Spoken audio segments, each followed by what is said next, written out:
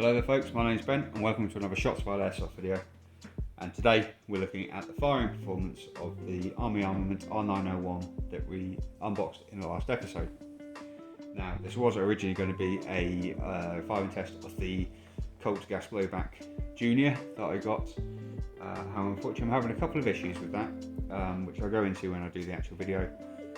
Essentially I've got a problem with the mag leaking, which is fairly common in gas weapons.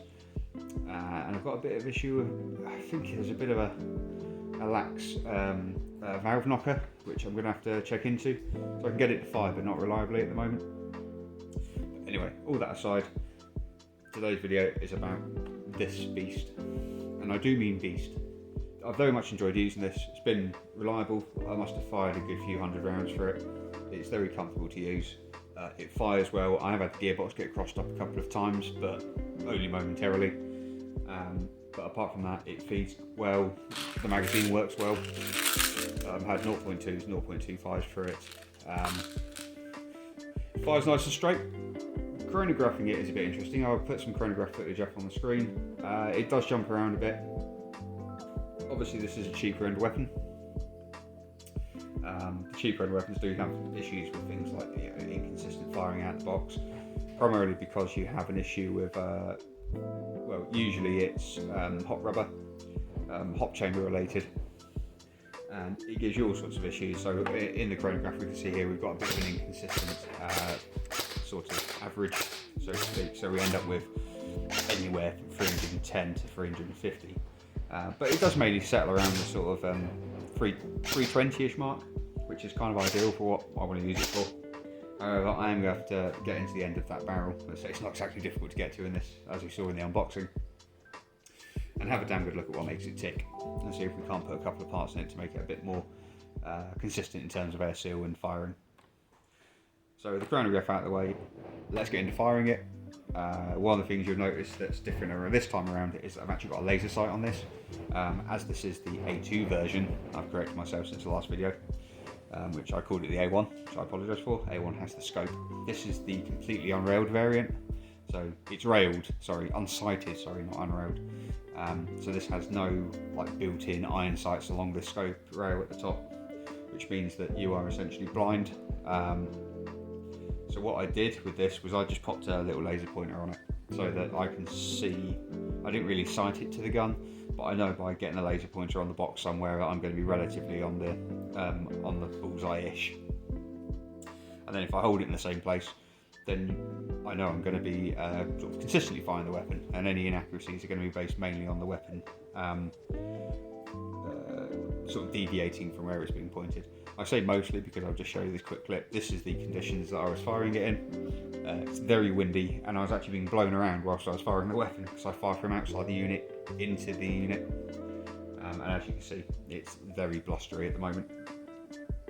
So this weapon is even more accurate than it appears in this little firing test. So without further ado, let's get into the firing test. As you can see, this is probably one of the more accurate weapons that I fired out of the box. Obviously this channel does tend to centre around cheaper end of the airsoft segment. So you're looking at a bit more of a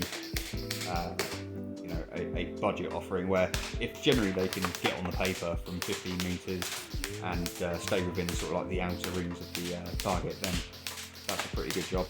This is a bit different in that this will shoot where you're aiming very well.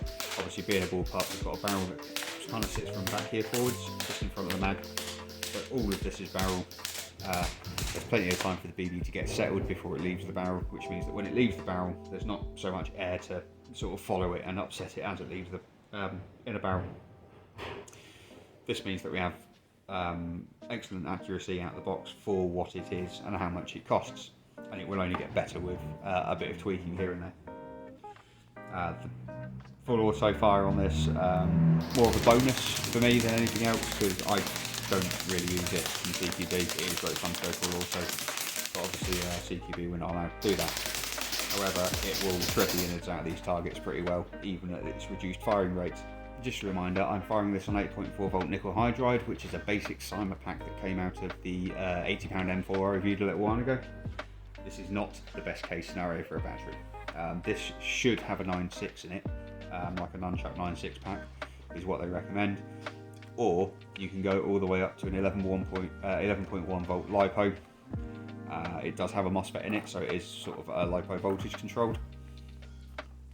And there's no reason you can't use that. So the other thing I am going to say is, having done a bit more research into this, I don't really recommend running a 7.4 LiPo in it if you're going to use full auto. And even semi-auto, the response suffers and the gearbox cycle time does tend to suffer quite a bit. So I would stick to a higher end nickel hydride pack, like a 9.6 pack, decent quality one, or go for the full 11.1 volt. I can imagine it's quite spicy on that. I don't have one to hand to test, but I did try recording rate of fire on my chronograph, but by then it got very dark and the chronograph wasn't working particularly well. But I didn't really get any solid results. So all that being said, what do I think of the Armament R901? As Steyr rules go, it's cheap for what it is. It is a very, very cheap weapon that gives you a lot of features, a lot of scale accuracy. Like I said, I'm not a firearms expert, but if you gave me this and told me that this is what a Steyr AUG looks like, in my head I've seen various Steyr AUGs over the years, and this one, it looks like a Steyr AUG. If it's something that you're after when you're running about the airsoft field, people know instantaneously what you have, or they're going to anyway. And it's operationally similar, fully ambidextrous. It's field strippable in the same way the actual Steyr AUG is. And I say for 100 and I think I paid 120 for this, but I say you can get it cheaper than that. It's usually hovering around the £100 mark if you can find it. Unfortunately, at the moment stocks are so low in the UK in terms of airsoft supplies that you're unlikely to find it for that. However, even at £120 for something different from the usual, it's well worth it, I think. I haven't had any problems with it as such, apart from, I say, the slightly bizarre chronograph readings. However, like I say, that could also be related to my chronograph not liking the dark conditions I was firing it in. Apart from that, I don't really have too much more to say. The reason that I didn't have a scope on it or anything for this firing test is because I wanted it to kind of be like a... I didn't want to spoil it using one of my scopes, because everyone has their own scope. That's why I used the sort of laser pointer, just to give me a reference point that I was sort of aiming for. Because once we've got the aiming point, that with that foregrip in place, sit it against your shoulder and just fire, and it will just ping the target. And we're talking a very, very small deviation. I would say that most of the sort of outer ring shots in the firing test are from me being physically blown around by the wind whilst I'm firing it, because obviously when you're stood stock still and you've got the bullpup out in front of you like that, and you've got forearm grip and the wind's hitting you from the side, and that's easy just to move it a little bit, and a mil or two at this end is a couple of inches at the target end. So all that being said, well happy with this purchase, and I'm going to do a bit of work on it, and you'll probably see that in the video. So I've been Ben, this has been a Shots Fired Airsoft video. I hope you've enjoyed watching it. Stay tuned for more, and I'll see you next time. Goodbye.